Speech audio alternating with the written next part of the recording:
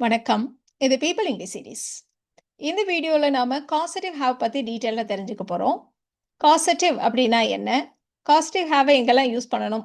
நிறைய எக்ஸாம்பிள்ஸோட டீட்டெயிலா நம்ம தெரிஞ்சுக்கலாம்.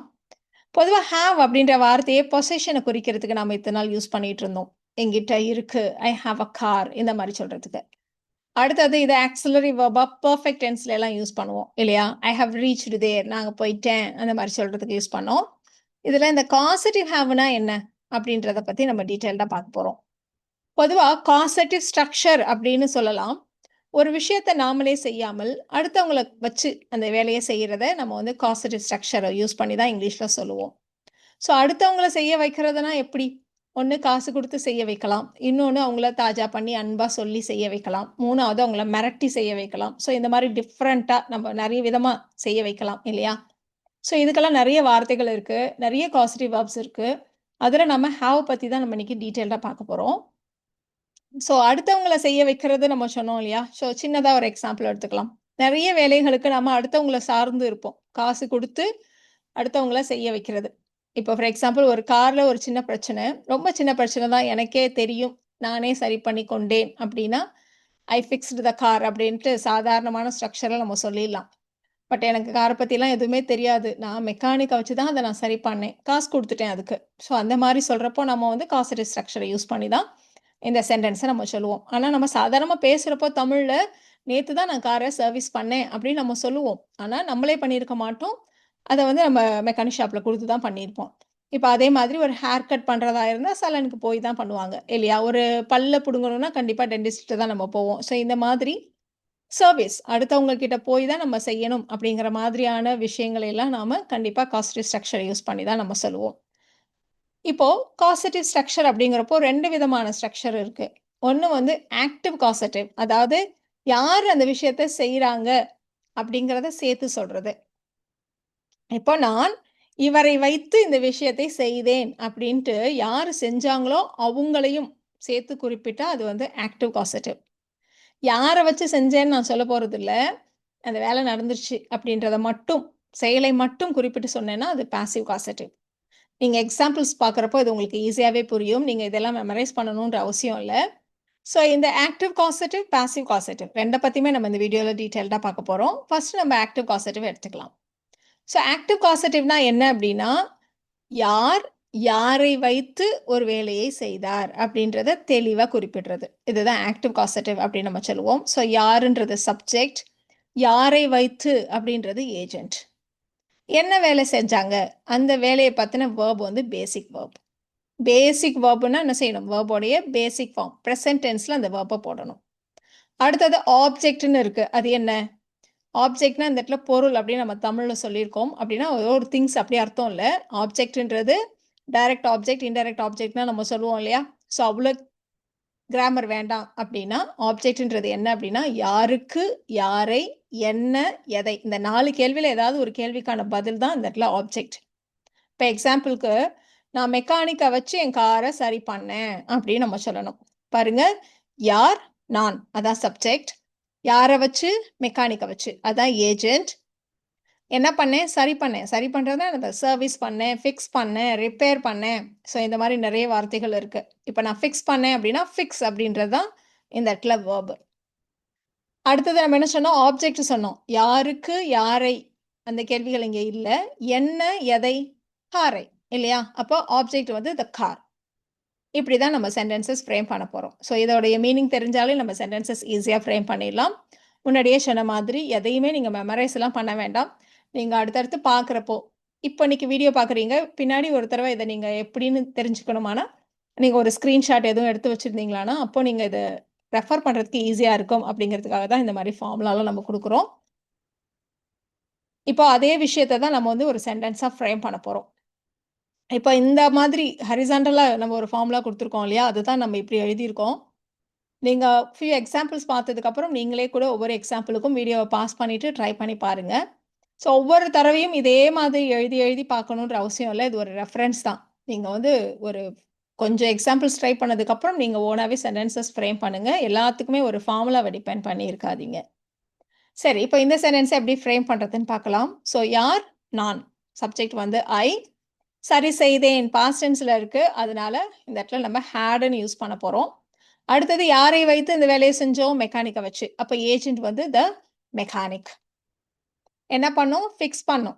இப்போ வந்து நெறைய வார்த்தைகள் இருக்குன்னு சொன்னோம் இல்லையா? ஃபிக்ஸ் பண்றதுன்னா, சின்ன ரிப்பேர்னா அத சரி பண்றத ஃபிக்ஸ்ன்னு சொல்லுவோம். பெரிய ப்ராப்ளம், காம்ப்ளிகேஷன் அப்டின்னா, ரிப்பேர்ன்ற வார்த்தைய யூஸ் பண்ணுவோம். ஸோ வெறுமனே சும்மா அத வாஷ் பண்றது, ரெகுலரா நம்ம வந்து இத்தன மாசத்துக்கு ஒரு தடவ கார போய் காமிச்சு இந்த ஆயில் மாத்துறது, இந்த மாரி விஷயங்கள் எல்லாம் நம்ம சர்வீஸ்ன்னு சொல்லுவோம். ஸோ அது மாதிரி அதுக்கேத்த மாதிரி நம்ம கரெக்ட்டான வார்த்தைகள நம்ம போட்டுக்கலாம். இப்ப சின்னதா ஒரு ப்ராப்ளம் அத சரி பண்றது அப்டின்னா, ஃபிக்ஸ்ன்னு சொல்லலாம். ஸோ யாருக்கு, யாரை அது வராது இந்த இடத்துல. என்ன, எதை, எதை சரி பண்ணும்? காரை. அப்ப அதுதான் object, the car. So I had the mechanic fix my car. இந்த இடத்துல பார்த்துக்கோங்க. பாஸ்ட் டென்ஸ்னா நம்ம இத மட்டும் தான் பாஸ்ட் டென்ஸ்ல சேஞ்ச் பண்ணியிருக்கோம். I had the mechanic fixed my கார்ன்னு சொல்லிடக்கூடாது. I had the mechanic fix my car. அவ்வளோதான். இன்னொரு எக்ஸாம்பிள் எடுத்துக்கலாமா? ஸோ இந்த ஹேவ்ன்ற வார்த்தைய யூஸ் பண்றப்போ, காஸ்டிவ் ஸ்ட்ரக்சர யூஸ் பண்றப்போ, நம்ம வெறுமனே காசு குடுத்து செய்றது மட்டும் இல்லாம, ஒரு கொஞ்சம் நம்மள விட பெரியவங்க நமக்கு ஒரு வேலை குடுத்தாங்கன்னா, அதுக்கும் நாம வந்து இந்த காசெடிவ் ஹேவ யூஸ் பண்ணி நம்ம சொல்லுவோம். இப்ப எங்க அம்மா என்ன பாத்திரம் கழுவ வச்சாங்க அப்படின்னு நம்ம சொல்லணும். ஸோ அம்மா நம்மள அடிச்செல்லாம் பண்ண வைக்கல. பாத்திரத்த கழுவு அப்படின்னு சொன்னாங்க. நம்மளும் செஞ்சுடுவோம் இல்லையா? ஸோ அதுதான் நம்ம சொல்லப் போறோம். அதே மாதிரி செய்ய வைத்தார் அப்படிதான் வார்த்தைகள் வரணுன்ற அவசியம் இல்ல. எங்க அம்மா என்ன பாத்திரங்கள் கழுவ சொன்னார்கள் அப்படின்னு தான் இந்த இடத்துல போட்டிருக்கு. நம்ம உடனே இத எப்படி டிரான்ஸ்லேட் பண்ணுவோம் அப்படின்னா, my mom told me to wash the dishes அப்படின்னு நம்ம சொல்லிடுவோம் இல்லையா? ஸோ சொல்றதுனாலே டெல் இந்த மாரி நம்ம வார்த்தைய யூஸ் பண்ணுவோம். இந்த இடத்துல சொல்றதுன்னா வெறுமனே சொன்னது கிடையாது. அவங்க சொன்னாங்க, நானும் செஞ்சுட்டேன். ஸோ இந்த முழுமையா இந்த விஷயத்த சொல்றதுக்கு தான் நம்ம காசெடிவ் ஹேவ யூஸ் பண்ணி சொல்றோம். எங்க அம்மா என்ன பாத்திரம் கழுவ சொன்னாங்க, நான் செஞ்சேன். அப்படின்றத சொல்றது தான் இந்த காசெடிவ் ஹேவோடைய முழு அர்த்தம். இப்ப இத தான் நம்ம இந்த இடத்துல மெயின் பண்ண போறோம். சரி, இப்ப இந்த சென்டென்ஸ்ல சப்ஜெக்ட் யாரு? எங்க அம்மா. My mom. சொன்னாங்க, நான் செஞ்சுட்டேன். Past tense. அப்போ ஹேட். யார செய்ய வச்சாங்க? என்ன. Me. My mom had me. Basic verb தான் கழுவுறது வாஷ். எத? பாத்திரத்த. The dishes. எதை? என்ன? எதை? ஸோ அதுதான் அந்த இடத்துல ஆப்ஜெக்ட் இல்லையா? So the dishes. My mom had me wash the dishes. இப்ப நீங்க உங்க ஃப்ரெண்ட வெயிட் பண்ண சொல்லியிருக்கீங்க. லேட்டா போறீங்க. "ஏய் என்னடி அப்பயே வர சொன்னேன், இப்ப தான் வர" அப்படின்னு கேட்டா, "ஐயோ! எங்க அம்மா என்ன பாத்திரம் கழுவ சொல்ட்டாங்க." அப்படின்னா என்ன அர்த்தம்? சொல்லிட்டாங்க, நான் செஞ்சுட்டேன். அப்படிதான் அர்த்தம். இல்லையா? ஸோ அந்த இடத்துல தான் நம்ம இப்படி சொல்றோம். My mom had me wash the dishes. அதனால தான் லேட் ஆயிடுச்சு. அப்படின்னு நம்ம சொல்றோம். டீச்சர் ஒரு ஸ்டூடண்ட்ட பிளாக் போர்ட கிளீன் பண்ண சொன்னாங்க. அப்படின்னு நம்ம சொல்லப் போறோம். ஸோ ஒரு டீச்சர் ஸ்டூடண்ட்ட வச்சு கிளீன் பண்ணாங்க. பிளாக் போர்ட கிளீன் பண்ணாங்க அப்படின்னு நம்ம சொல்லப் போறோம். ஸோ அவங்களே பண்ணல. ஒரு ஸ்டூடண்ட்ட வச்சு பண்றாங்க. ஸோ மேல இருக்கிறவங்க, கீழ இருக்கவங்கள ஒரு விஷயத்த செய்ய சொல்றது. இப்போ இந்த இடத்துல சப்ஜெக்ட் யாரு? டீச்சர். த டீச்சர் சொன்னாங்க. பாஸ்ட் டென்ஸ் இல்லையா? நம்ம முன்னாடியே சொன்ன மாரி சொல்றதுன்னா, நீங்க வெறுமனே டெல், டோல்ட் அப்படின்னு நீங்க அஸ்யூம் பண்ணாதீங்க. செய்ய சொன்னாங்க, அவனும் செஞ்சுட்டான். இந்த முழுமையா அத நம்ம மீன் பண்றோம். ஸோ அப்ப த டீச்சர் ஹேட் யார? இத யார வச்சு அந்த வேலைய செஞ்சாங்க? ஸ்டூடண்ட்ட வச்சு. அப்ப ஏஜென்ட் வந்து தி ஸ்டூடண்ட்.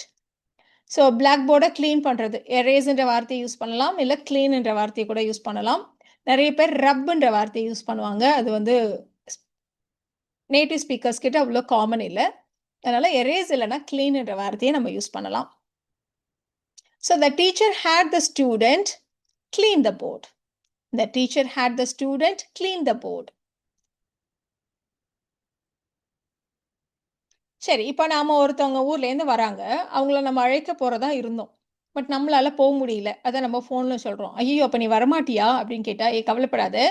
என் ஃப்ரெண்ட விட்டு நான் உன்ன அழைச்சிட்டு வர சொல்றேன்." அப்படின்னு நம்ம சொல்றோம். ஸோ இந்த இடத்துல நம்ம வந்து பெருசா பெரிய ஆளு, நம்மள விட சின்ன ஆளு அப்படி இல்ல. இருந்தாலும் நம்மளே ஒரு விஷயத்த செய்யாம அடுத்தவங்கள விட்டு செய்ய சொல்றோம்.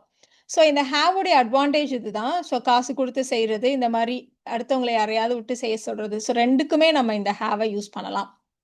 அதே மாதிரி இன்னொரு வார்த்தையும் இருக்கு. ரொம்ப காமன் கெட். ஆனா கெட்ட வச்சு சொல்றப்போ, இந்த ஸ்ட்ரக்சர் ஒரு சின்ன சேஞ்சஸ் வரும். அதனால எல்லாத்தையும் கன்ஃப்யூஸ் பண்ண வேண்டாம் அப்படின்றதுனால நம்ம இந்த இடத்துல கெட்ட பார்க்கல. நம்ம இன்னொரு வீடியோல கெட் பத்தி டீட்டெயிலா தெரிஞ்சுக்கலாம். சரி, இப்போ நான் என் ஃப்ரெண்ட விட்டு உன்ன அழைச்சிட்டு வர சொல்றேன். என் ஃப்ரெண்ட விட்டு உன்ன பிக்கப் பண்ணிக்கிறேன்.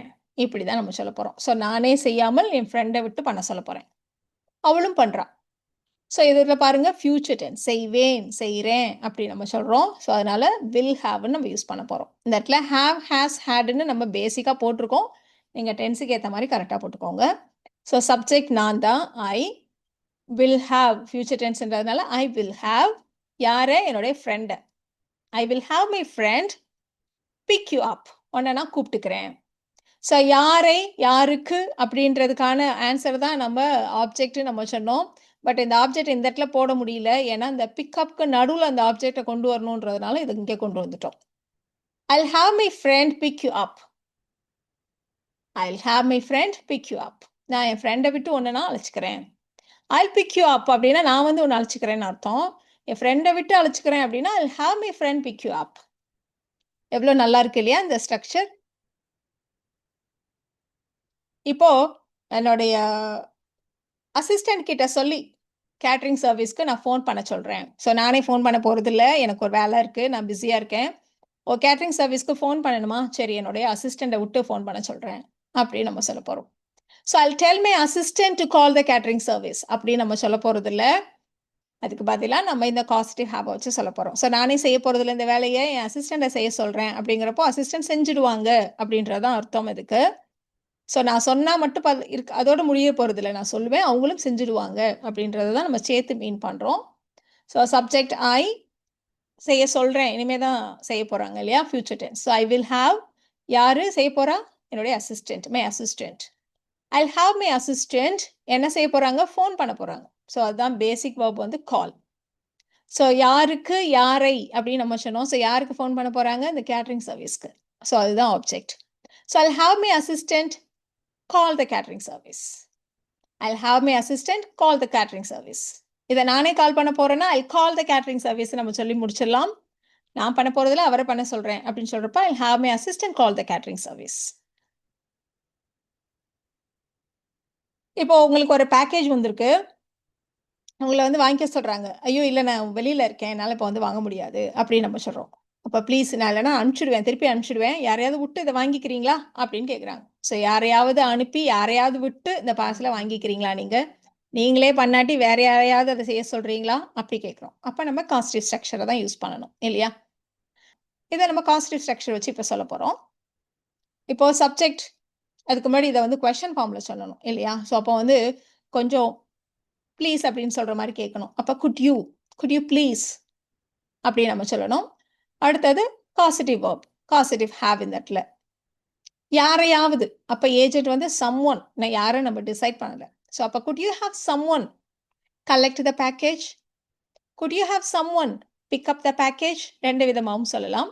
ஸோ பிக்கப்னா யாரையாவது போய் எங்கேயாவது ஒரு இடத்துல நின்றுருப்பாங்க, அவங்கள போய் அழைச்சிட்டு வர்றதுக்கு நம்ம வந்து பிக் யாருன்றதை நடுவில் சொல்லி அப்புறம் அப்புன்னு சொன்னோம். பிக் யூ அப் அப்படின்னு நம்ம போன எக்ஸாம்பிளில் சொன்னோம். இப்போ வந்து பிக்அப் அப்படின்னு போட்டுட்டு த பேக்கேஜ்னு போட்டிருக்கோம் பாருங்க. ஸோ ஏதாவது ஒரு பொருளை போய் வாங்கிட்டு வர்றது, இதுக்கெல்லாம் நம்ம வந்து பிக்அப் அந்த பொருளோட பேரை பின்னாடி போடணும். So could you have someone collect the package அப்படி சொல்லலாம். இல்லைன்னா could you please have someone pick up the package அப்படியும் சொல்லலாம். சரி, இப்போ நிறைய ஆக்டிவ் காசட்டிவ் எக்ஸாம்பிள்ஸ் நிறைய பார்த்தோம். இப்போ ஒன்னே ஒன்று பார்த்துடலாம். அவர் டிரைவரை விட்டு எங்களை ஏர்போர்ட்டில் விட்டுட்டு வர சொன்னார் அப்படின்னு நம்ம சொல்ல போகிறோம். அவர் வரல, அவர் டிரைவரை விட்டு எங்களை ஏர்போர்ட்டில் விட்டுட்டு வர சொன்னார் அப்படின்னு நம்ம சொல்ல போகிறோம். அவர் சொன்னார், அவர் கொண்டு வந்து விட்டார். ஸோ அதெல்லாம் சேர்ந்தது தான் இந்த சென்டென்ஸ் இல்லையா. இப்போ சப்ஜெக்ட் வந்து அவர், ஹி. அவர் வந்து இது பாஸ்ட்ல முடிஞ்சிருச்சு இல்லையா. அப்போ ஹேட், ஹி ஹேட் யாரை விட்டு, டிரைவரை விட்டு. ஸோ டிரைவர் தான் இந்த இடத்துல agent, his driver. He had his driver எங்களை கொண்டு போய் விட்டுட்டு வர சொல்றது. அழைச்சிட்டு வர்றதுன்னா பிக்கப் சொல்லுவோம், விட்டுட்டு வர்றதுன்னா ட்ராப் இல்லையா. அப்போ he had his driver drop us at the airport. He had his driver drop us at the airport. சரி, இப்போ நம்ம பாசிவ் காசட்டிவ் பார்க்கலாம். இந்த பாசிவ் காசட்டிவ் அப்படின்றது என்னன்னா, சில சமயங்கள்ல நமக்கு யாரை வைத்து அந்த வேலையை செஞ்சோம் அப்படிங்கிறத நம்ம சொல்லாமல் சொல்ல போகிறோம். யாரை வைத்துன்றதுக்கு ஆன்சர் இந்த இடத்துல சொல்ல போகிறதில்ல நம்ம. இப்போ ஃபார் எக்ஸாம்பிள் ஹேர் கட் பண்ணேன் அப்படின்னா நான் அப்படிதான் சொல்லுவேன் இல்லையா? நான் ஹேர் கட் பண்ணிட்டு வந்தேன். அப்படி மட்டும் தான் சொல்லுவோம். நான் சலூன் போய் ஹேர் கட் பண்ணேன் அப்படின்னு ஸ்பெசிஃபிக்கா நம்ம சொல்ல மாட்டோம். இப்ப போன எக்ஸாம்பிள்லயே மெக்கானிக்க வச்சு கார சர்வீஸ் பண்ணேன் அப்படின்னு நம்ம ஒவ்வொரு தடவையும் தமிழ்ல சொல்றதில்ல. நான் கார சர்வீஸ் பண்ணேன் அப்படி மட்டும் தான் நம்ம சொல்லுவோம். ஸோ இந்த யாரை வைத்து அப்படின்ற விஷயத்த நம்ம சென்டென்ஸ்ல சொல்லப் போறதில்ல. அப்படி சொல்லாம இந்த காஸ்டிவ் ஸ்ட்ரக்சர எப்படி சொல்றது? அப்படிதான் நம்ம பார்க்க போறோம். ஸோ இந்த இடத்துல பார்த்தீங்களான்னா, பாசிவ் காசெட்டிவ்ல யாரை வைத்து அப்படின்றத நம்ம சொல்லப் போறதில்ல. ஏன்னா, அந்த யாருன்றது எல்லாருக்கும் தெரிஞ்ச ஒரு நபரா இருக்கலாம். இல்ல அது முக்கியம் இல்லை அப்படின்றதா இருக்கலாம். ஸோ அந்த மாரி சமயங்கள்ல தான் நம்ம இந்த பாசிவ் காசெட்டிவ யூஸ் பண்ண போறோம். இந்த பாசிவ் காசெட்டிவோட ஸ்ட்ரக்சர் ரொம்ப சிம்பிள் பாருங்க. சப்ஜெக்ட், ஹேவ், ஹேஸ், ஹேட் இந்த மாரி நீங்க என்ன டென்ஸோ அதுக்கு ஏத்த மாரி நம்ம போட்டுக்க போறோம். அடுத்தது ஆப்ஜெக்ட். யாருக்கு, யாரை, என்ன, எதை இந்த 4 கேள்விக்கான பதில் தான் ஆப்ஜெக்ட். அடுத்தது வெர்ப் பாருங்க. முன்னாடி பேசிக் வெர்ப யூஸ் பண்ணோம். இப்ப V3 யூஸ் பண்ண போறோம். இந்த ஸ்ட்ரக்சர யூஸ் பண்ண போறோம். ஸோ யாரை வைத்து அந்த ஏஜென்ட்ட நம்ம சொல்லாம சென்டென்ஸ எப்படி ஃப்ரேம் பண்றது அப்படின்னு பார்க்கலாம். நான் நேத்து என் கார சர்வீஸ் பண்ணேன். நேத்து என் கார நான் ரிப்பேர் பண்ணேன். நேத்து என் கார நான் ஒரு சின்ன பிரச்சனை அத ஃபிக்ஸ் பண்ணேன். இப்படிலாம் நம்ம சொல்லணும். அஃப்கோர்ஸ் நான் செய்யல. காசு குடுத்து தான் செய்ய சொன்னேன். அத நாம யாரை வைத்துன்னு சொல்லாம சொல்லப் போறோம். எப்படி சொல்றது? சப்ஜெக்ட் யாரு? ஐ. பாஸ்ட் டென்ஸ் அதனால ஹேட். அடுத்தது ஆப்ஜெக்ட் எதை? என்னுடைய காரை. My car. அடுத்தது 3rd form of the verb. So நம்ம முன்னாடியே சொன்ன மாதிரி அந்த கார்ல என்ன பிரச்சனைங்கிறதுக்கு ஏத்த மாதிரி நீங்க ஃபிக்ஸ்ட், ரிப்பேர்ட், சர்வீஸ்ட் எத வேணா சொல்லுங்க. I had my car fixed. I had my car repaired. I had my car serviced. இப்படியெல்லாம் நம்ம சொல்றப்போ, நான் பண்ணலங்க. நான் வெளியில தான் குடுத்து அத சரி பண்ணேன் அப்படின்னு நம்ம மீன் பண்றோம். இன்டைரக்ட்டா நம்ம மீன் பண்றோம். நாளைக்கு எங்க வீட்ல நாங்க ஒரு சிசிடிவி கேமரா வைக்க போறோம். அஃப்கோர்ஸ் நாமளே வாங்கிட்டு வந்து ஃபிக்ஸ் பண்றதில்ல. யாராவது அதுக்கானவங்க வந்து தான் அத இன்ஸ்டால் பண்ணுவாங்க. இல்லையா? ஸோ அத நம்ம மீன் பண்ணணும். ஸோ யாருன்னு நம்ம அந்த இடத்துல சொல்ல போறதில்ல. அது நமக்கு தெரியாத யாரோ வராங்க. ஏதோ ஒரு கம்பெனில சொல்லியிருக்கோம். அவங்க வராங்க. ஸோ அத சொல்லாமல் நம்ம சொல்லணும். ஸோ அதுக்கு தான் இந்த ஸ்ட்ரக்சர் நம்ம யூஸ் பண்ண போறோம். ஸோ சப்ஜெக்ட் இந்த இடத்துல நாங்கள், வி. வைக்க போறோம்னு இருக்கு. அதனால வி ஆர் கோயிங் டூ ஹேவ்ன்னு நம்ம சொல்றோம். பொதுவா காசெட்டிவ் ஹேவ இந்த இடத்துல கோயிங் டூ பக்கத்துல சொல்லியிருக்கோம். We are going to have a CCTV camera. என்ன, எதை அதுக்கான பதில் தான் இந்த இடத்துல ஆப்ஜெக்ட் இல்லையா? என்ன, எதை வைக்க போறோம்? ஒரு சிசிடிவி கேமரா வைக்க போறோம். அதான் object. So we are going to have a CCTV camera. என்ன பண்றோம்? இன்ஸ்டால் பண்ணுவோம் இல்லையா? அதுக்கு வந்து சரியான வார்த்தை இன்ஸ்டால். ஸோ 3rd ஃபார்ம்ன்றதுனால installed in our house. So நம்ம இப்ப சொல்றோம் பார்த்தீங்களா? We are going to have a CCTV camera install in our ஹவுஸ்ன்ட்டு. இத தான் நம்ம ரொம்ப சிம்பிளா இப்படி சொல்லிடுறோம். நம்மளுடைய ஸ்போக்கன்ல we are going to install a CCTV camera in our ஹவுஸ்ன்னு சொல்லி. பட் இப்படி சொன்னோம்னா, நம்மளே அத பண்ற மாதிரி ஒரு அர்த்தம் வந்துடும். ஸோ அடுத்தவங்க கிட்ட குடுத்து தான் அத பண்றோம். மத்தவங்க யாரோ அந்த கம்பெனிலேருந்து வந்து தான் பண்றாங்க அப்படின்றத கரெக்ட்டா மீன் பண்ற மாதிரி நம்ம இப்படி தான் சொல்லணும். So we are going to have a CCTV camera installed in our house அப்படின்னு சொல்றது தான் கரெக்ட். இப்போ ஒரு ஃப்ரெண்டுக்கு நம்ம அட்வைஸ் பண்றோம். "இங்க பாரு உன்னோட கண்ண நீ சீக்கிரமே செக் பண்ணிக்கோ, டெஸ்ட் பண்ணிக்கோ. அதான் நல்லது." அப்படின்னு நம்ம சொல்லப் போறோம். ஸோ கண்ண டெஸ்ட் பண்றதுன்னா, போய் உங்க ஃப்ரெண்டே டெஸ்ட் பண்ணிக்க முடியாது இல்லையா? ஸோ அங்க போய் டாக்டர் கிட்ட போய் தான் அத டெஸ்ட் பண்ணணும். ஸோ அதுதான் நாம காசெட்டிவ் ஸ்ட்ரக்சர் வச்சு சொல்லப் போறோம். ஸோ இந்த இடத்துல அட்வைஸ் அப்படிங்கிறப்போ நம்ம வந்து ஷுட் யூஸ் பண்ணுவோம் இல்லையா? அதனால யூ ஷுட் ஹேவ்.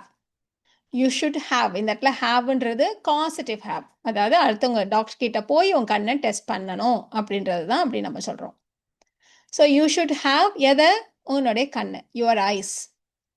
என்ன செய்யணும்? டெஸ்ட் பண்ணணும். So 3rd form tested. You should have your eyes tested soon. சீக்கிரமே உன் கண்ண நீ டெஸ்ட் பண்ணிக்கணும். You should have your eyes tested soon. என்னோட ஃபோன் டிஸ்ப்ளேல ஒரு சின்ன ப்ராப்ளம். அத நான் வந்து மாத்தப் போறேன். அப்படின்னு நம்ம சொல்லணும். அஃப்கோர்ஸ் நானே மாத்தப் போறதில்ல. கடையில குடுத்து தான் மாத்தப் போறேன். அப்ப நம்ம அத காசெட்டிவ் ஸ்ட்ரக்சரா தான் சொல்லணும். இல்லையா? ஸோ என்னோட ஃபோன் டிஸ்ப்ளேல ஒரு சின்ன பிரச்சனை. There is a problem with my phone display. There is a problem with my phone display.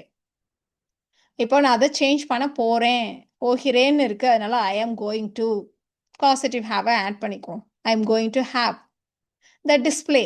அது ஏற்கனவே வந்துட்டதுனால நம்ம வெறுமனே இட்ன்னு போட்டிருக்கோம். அத நான் மாத்தப் போறேன். ரீப்ளேஸ் பண்ணப் போறேன். So I am going to have it replaced. I am going to replace it அப்படின்னு நம்ம சொல்லுவோம் இல்லையா? அப்படி இல்ல. நம்மளே செஞ்சா தான் அது மாரி சொல்லணும். ஸோ அத போய் கடையில குடுத்து மாத்தப் போறேன் அப்படின்னு சொல்றதுக்கு I am going to have it replaced. There is a problem with my phone display. I am going to have it replaced.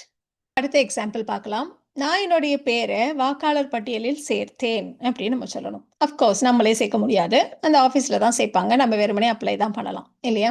அப்ப கான்ஸ்டிடியூட்டிவ் ஸ்ட்ரக்சரா தான் இத நம்ம சொல்லணும். ஸோ சப்ஜெக்ட் நான், சேர்த்தேன் பாஸ்ட் டென்ஸ்ல இருக்கு. அதனால ஹேட்ன்னு போட்டிருக்கோம். என்ன, எதை அதுக்கான பதில் மை நேம். அதுதான் ஆப்ஜெக்ட் இல்லையா? ஸோ சேர்த்தேன் தேர்ட் ஃபார்ம் ஆடட் எதுல டு த ஓட்டர்ஸ் ரோல் இல்லைனா டு த எலக்டோரல் ரோல் எப்படி வேணா சொல்லுங்க. I had my name added to the voters roll. I had my name added to the electoral roll எப்படி வேணா சொல்லலாம். ஆதார் விவரங்கள்ல என்னோட அட்ரஸை நான் அப்டேட் பண்ணணும், புதுப்பிக்கணும் அப்படின்னு நம்ம சொல்ல போறோம். ஸோ எதையெல்லாம் நம்மளே செய்ய முடியாது, டைரக்டா நம்ம அதை பண்ண முடியாது அப்படின்ற இடங்கள்ல எல்லாம் நம்ம காசிட்டிவ் ஸ்ட்ரக்சர் அப்படின்னு நம்ம சொல்லிட்டு இருக்கோம். ஸோ இந்த இடத்துல நான் புதுப்பிக்க வேண்டும் ஆப்ளிகேஷன். அப்பனா ஐ ஹாவ் டு அப்படின்னு நம்ம சொல்லுவோம் இல்லையா? அதனால ஐ ஹாவ் டு நம்ம போட்டிருக்கோம். அடுத்து காசிட்டிவ் ஹேவ போட்டிருக்கோம். ஐ ஹாவ் டு ஹேவ் இந்த இடத்துல இந்த ஹேவ்ன்றது causative have. I have to have what என்னுடைய அட்ரஸ். எதை நான் புதுப்பிக்கணும்? என்னுடைய அட்ரஸை புதுப்பிக்கணும்.